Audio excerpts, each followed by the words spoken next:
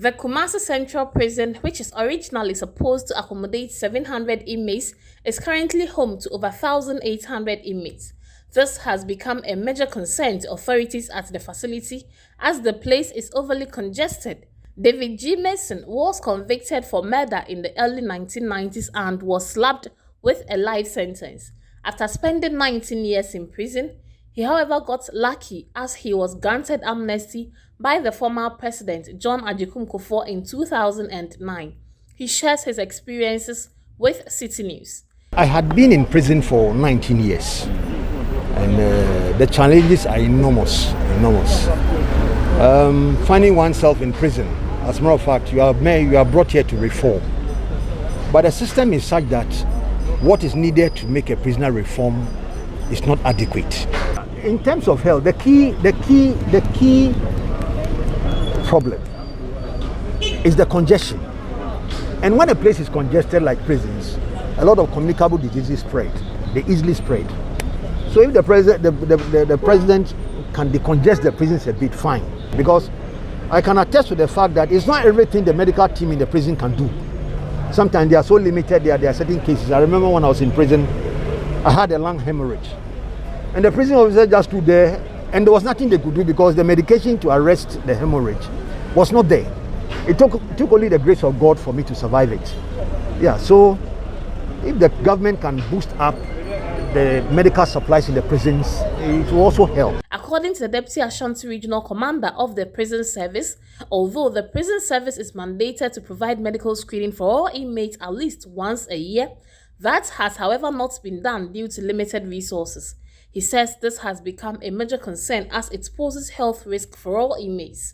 In our prison regulation, and then in conformity with the United Nations Standard Minimum of Prisoner Treatment, it is incumbent on all prison installation to at least a year have a medical checkup of all the inmates that we have. Because the place was meant for 700 inmates and now it's taking 1,200 plus, 1,800 plus. We can even go as far as 2,000.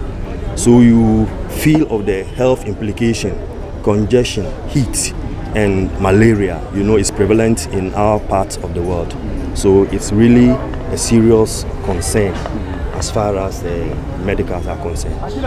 And it is this line that Madam Sumpahema has done the right thing for us so that we're able to treat all our inmates free of charge.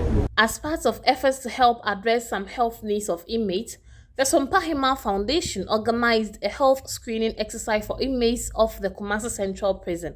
According to the Chief Executive Officer, Irene Mensah Bonsu, who is the wife of the majority leader in Parliament, it has become necessary to come to the aid of the inmates, especially at a time the world is battling a pandemic. When I visited the first time, I saw a lot of skin problems. Why? Because this place should have taken 700 people.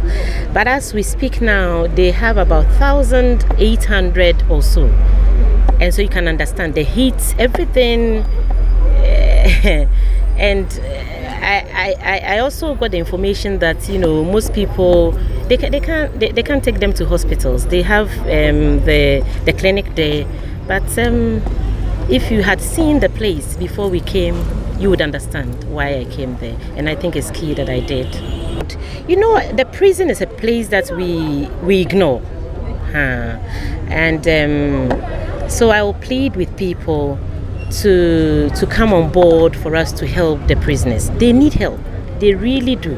The Deputy Ashanti Regional Commander of the Prison Service has thus called on the government and other benevolent individuals to support inmates with medical supplies as the drugs available at the infirmaries are woefully inadequate. We need more of the medications. As I speak to you now, most of them want money to go and then extract the hernia, and then we need that amount of money to go and then extract the hernia for them. And also we need drugs, malaria drugs, so that we're able to control the malaria in the house.